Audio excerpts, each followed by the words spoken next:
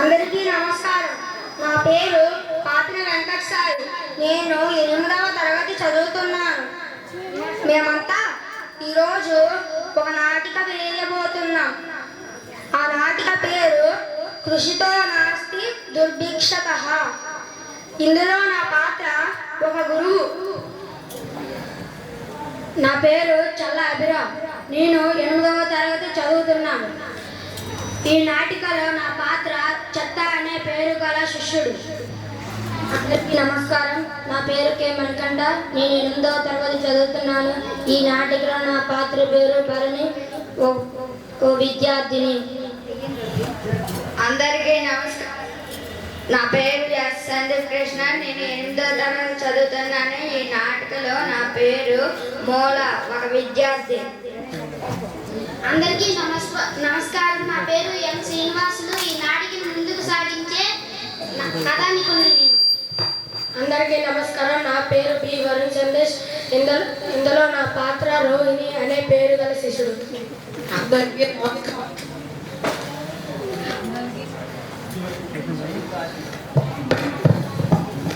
అందరికీ నమస్కారం. నా పేరు ఎస్డిలి అభిషేక్. ఈ నాటకంలో నా పేరు ఆరుద్ర అనే పేరు గల విద్యార్థి. అందరికీ నమస్కారం. నా పేరు కె స్నేహర్ష. ఈ నాటికలో నా పాత్ర కొబ్బ అనే పేరు గల శిష్యుడు.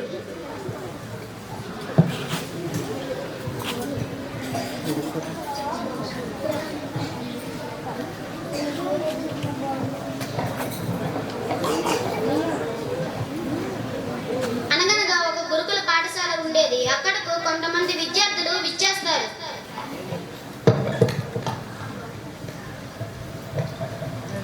నమస్కారం గురువు గారు. ఏమిటి నాయన అందరూ ఎలా వచ్చారు?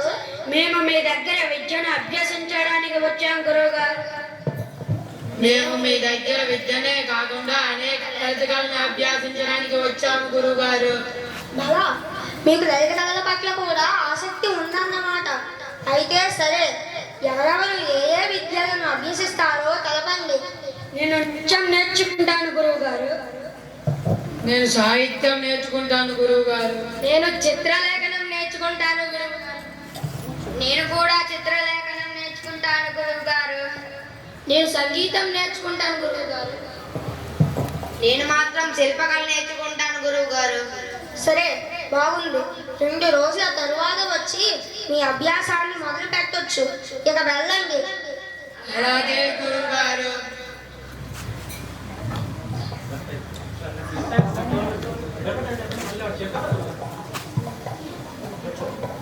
రెండు రోజుల తర్వాత విద్యార్థులందరూ వచ్చి తమ విద్యను అభ్యాసిస్తారు.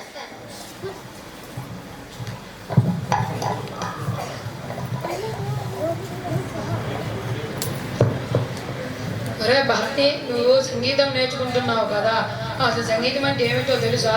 ఓ తెలుసు. సారీ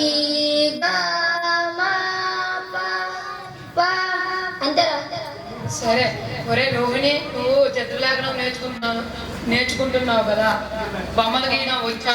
ఓ వచ్చు. ఇదిగో మా పెరట్లో ఉన్న మొక్కకు పూసిన పువ్వు. ఇది కాదు పువ్వు, నీ ఒంటికి పట్టిన పువ్వు. కొబ్బ, నువ్వు శిల్పకళను అభ్యసిస్తున్నావు కదా, నీకు ఏమైనా చెక్కడం వచ్చా? వాడికి చెక్కడం రాదు, పేదమయం ఎక్కడం వచ్చు. ఊరుముయిరా చెత్త, నీ మాటలే చెత్త. మనం అందరం నీ కళలకు కొత్త, ఇప్పుడిప్పుడే నేర్చుకుంటున్నాం. ఊరే ఊరే గురువుగారు వచ్చేస్తున్నారా? గురుగారు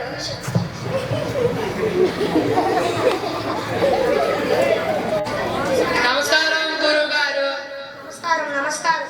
మీకు ఈ వాటి నుంచి విద్యాభ్యాసం మొదలు పెడతానన్నాను కదా, ఇక వెళ్ళండి. మీ స్థానానికి వెళ్ళి మీ అభ్యాసాన్ని మొదలు పెట్టండి. సరే గురువు గారు.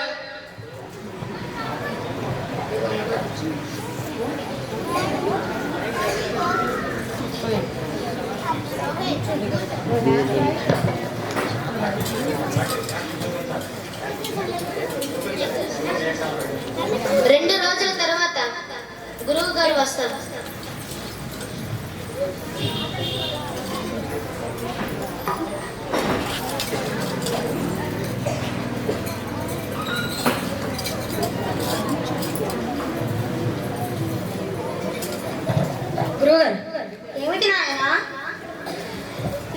ఈ నృత్యం రావడం లేదు గురువు గారు. ఇది నాకు అప్పడం లేదు. ఇంకేదైనా చెప్పండి గురువు గారు. మరి నువ్వేం నేర్చుకుంటావు? నేను సంగీతం నేర్చుకుంటాను గురువు గారు. సరే, నేర్చుకో. సరే గురువు గారు. మరో 2 రోజుల తరువాత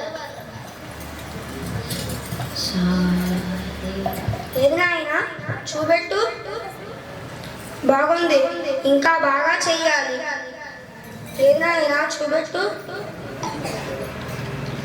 కొన్ని తప్పులు ఉన్నాయి, సరిదిద్దుకో. ఏది నాయనా నువ్వు చూపెట్టు. బాగుంది. ఏది నాయనా చూపెట్టు. బాగుంది, ఇంకొద్దిగా మెరుగుపరుచుకో. నాయనా సంగీతమైనా నేర్చుకోగలుగుతున్నావా? గురువు గారు నాకు ఇది కూడా నాకు రావడం లేదండి. ఇది కూడా నాకు అప్పడం లేదు. ఇంకేదైనా చెప్పండి గురువు గారు, నేర్చుకుంటాను. చిత్రలేఖనం నేర్చుకుంటావా? సరే గురువు గారు. నేర్చుకో. ఇంకో 2 రోజుల తరువాత నాయనా చిత్రలేఖనమైనా వస్తున్నదా? ఇది కూడా నాకు రావడం లేదు గురువు గారు. ఇది కూడా నాకు సాధ్యం కావడం లేదు. ఇంకేదైనా చెప్పండి గురువు గారు. దానికన్నా ముందు నేను నీకు ఒక పని చెప్తాను పదా. సరే గురువు గారు. మేము రావచ్చా గురువు గారు? మీ అందరిలో ఎవరో ఇద్దరు తనకు సహాయంగా రండి. సరే గురువు గారు.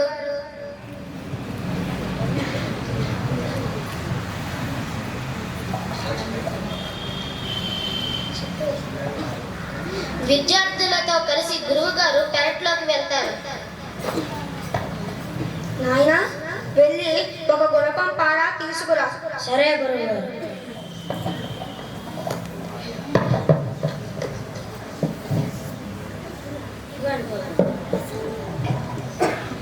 నాయనా మనం ఇక్కడ వీటితో ఒక నుయ్యి తవ్వడానికి గొయ్య తీస్తున్నాం.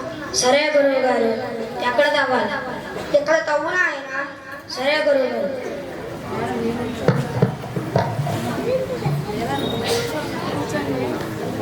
ఆగు నాయనా ఆగు. ఎక్కడ వద్దు, అక్కడ తవ్వు.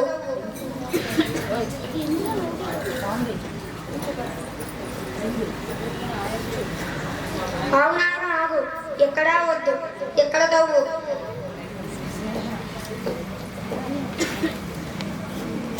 ఆగు నాయనా ఆగు. ఎక్కడా వద్దు, ఎక్కడ తవ్వు.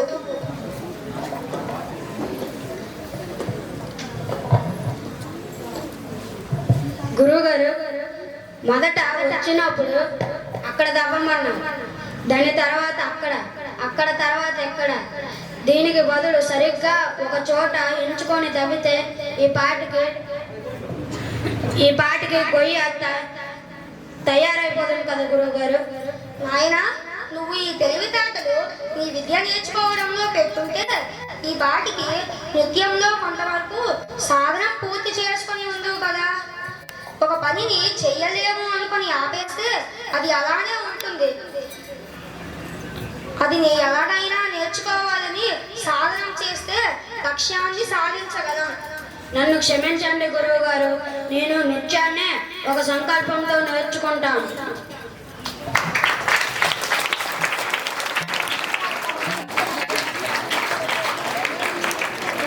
ఈ విధంగా శిష్యుడు గురువు గారు చెప్పిన విధంగా తనకి చెప్పిన విద్యనే అభ్యసిస్తాడు. కాబట్టి